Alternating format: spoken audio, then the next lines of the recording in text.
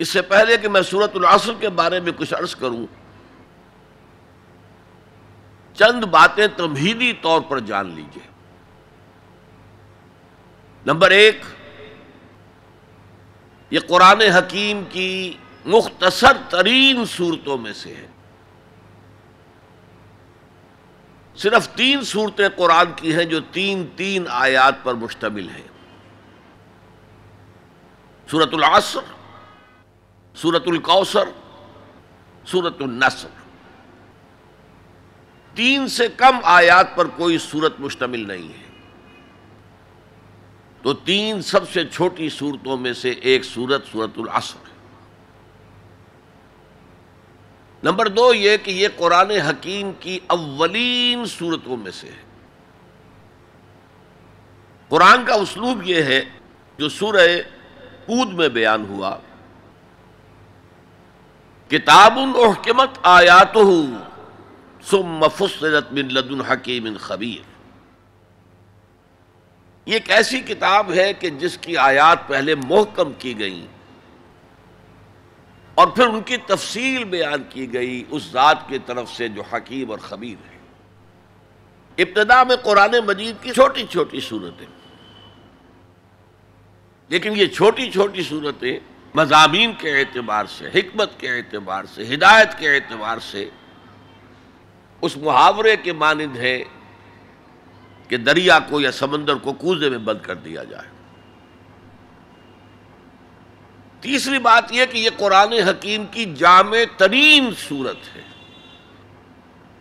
میرے انداز بیان کو پہچانیے، پہلے میں نے کہا یہ قرآن مجید کی مختصر ترین صورتوں میں سے ایک ہے،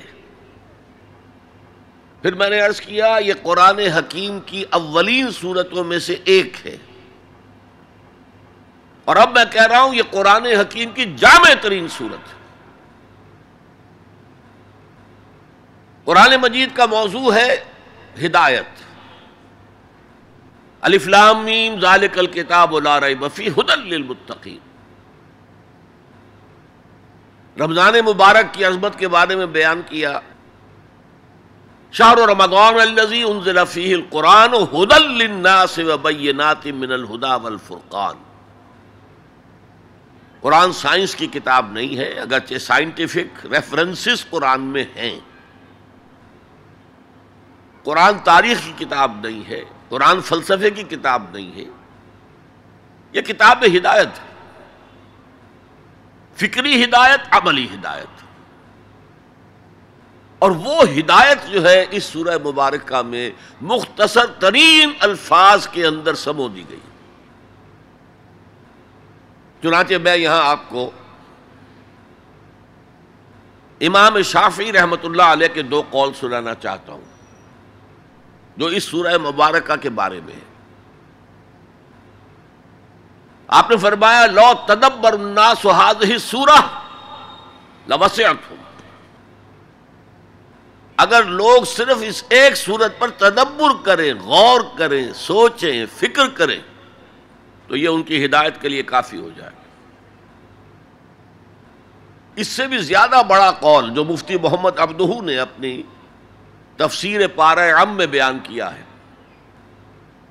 لو لم ينزل من القرآن سواها لکفت الناس۔ اگر قرآن میں سوائے اس ایک سورت کے اور کچھ نازل نہ ہوتا تب بھی لوگوں کی ہدایت کے لیے کافی تھی۔ اسی جامعیت کی بنا پر صحابہ کرام کا ایک طرز عمل امام راضی نے لکھا ہے، کان الرجلان من اصحاب النبی صلی اللہ علیہ وسلم اذا التقیا لم يتفرقا حتى يقرأ احدهما على الاخر سورة العصر ثم يسلم احدهما على الاخر۔ نبی اکرم صلی اللہ علیہ وسلم کے صحابہ کا معمول تھا کہ جب وہ باہم ملاقات کرتے تھے تو اس وقت تک علیحدہ نہیں ہوتے تھے جب تک ایک دوسرے کو سورۃ العصر نہ سنا لیں۔ اس کے بعد وہ پھر سلام کرتے تھے اور اپنے اپنے راستے پر چلے جاتے تھے، یعنی تذکیر کے لیے، یاد دہانی کے لیے۔ ہدایت کے جملہ مراحل کو واضح کرنے کے لیے ایک ایک لفظ میں یہ سورہ مبارکہ جو ہے واقعتاً اسی کی مثال ہے کہ سمندر کو کوزے میں بند کر دیا گیا۔ ایک اعتبار سے یوں بھی کہا جا سکتا ہے کہ یہ قرآن حکیم کے مضامین کا انڈیکس ہے۔ قرآن میں کچھ تاریخی واقعات بیان ہوئے ہیں، کچھ ازل کی باتیں بتائی گئیں، آدم کی تخلیق کا مرحلہ بتایا گیا، آدم و ابلیس کا قصہ بیان کیا گیا، پھر بہت سے انبیاء کے حالات بیان کیے گئے، پھر ہمیں آخرت کی خبریں دی گئیں۔ ان سب کی طرف اشارہ ہو گیا والعصر، زمانہ گواہ ہے، ان الانسان لفی خسر الا الذین آمنوا۔ اب یہ ایک بہت بڑا عنوان ہے قرآن کے مضامین کا، بہت جامع عنوان، آمنوا،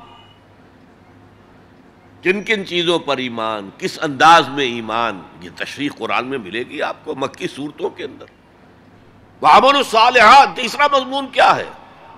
اچھے اعمال، صالح اعمال، اسی کی تفسیر تو ہے، اخلاقی تعلیمات ہے، بیسک ہیومن موریلٹی کا تذکرہ ہے، پھر شریعت کے احکام ہیں، یہ کرو یہ نہ کرو، یہ سب کیا ہے؟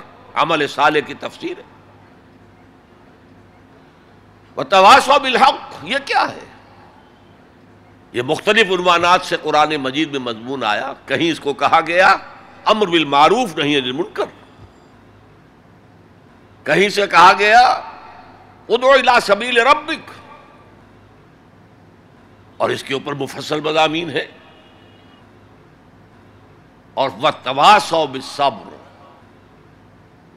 مدنی صورتوں میں جبکہ جنگیں ہو رہی تھیں تو صبر کی جو تلقین آئی ہے، جس طرح سے آئی ہے وہ آپ کے علم میں ہے، تو یہی تو مضامین ہے نا قرآن کے۔ تو گویا کہ سورۃ العصر جو ہے مضامین قرآن کا ایک جامع انڈیکس ہے۔ چوتھی بات یہ نوٹ کر لیجئے کہ یہ کلام انتہائی مؤکد ہے، نہایت تاکیدی ہے۔ پہلے تو اللہ قسم کھا رہا ہے، اللہ بغیر قسم کھائے بھی کوئی بات کہے تو مستند ہے ان کا فرمایا ہوا، لیکن تاکید کے لیے والعصر، زمانے کی قسم کھائی۔ ان الانسان لفی خسر، ان تاکید کے لیے، لفی لام پھر تاکید کے لیے، خسرن تفخیم کے لیے، معمولی خسارہ نہیں، 1000 2000 لاکھ 2 لاکھ کروڑ 2 کروڑ کا خسارہ نہیں، بہت بڑا خسارہ، تاکید کی انتہا ہے۔ هي الحلقات تحفظني بآيات من القرآن، هي الحلقات تملأني بحب المصطفى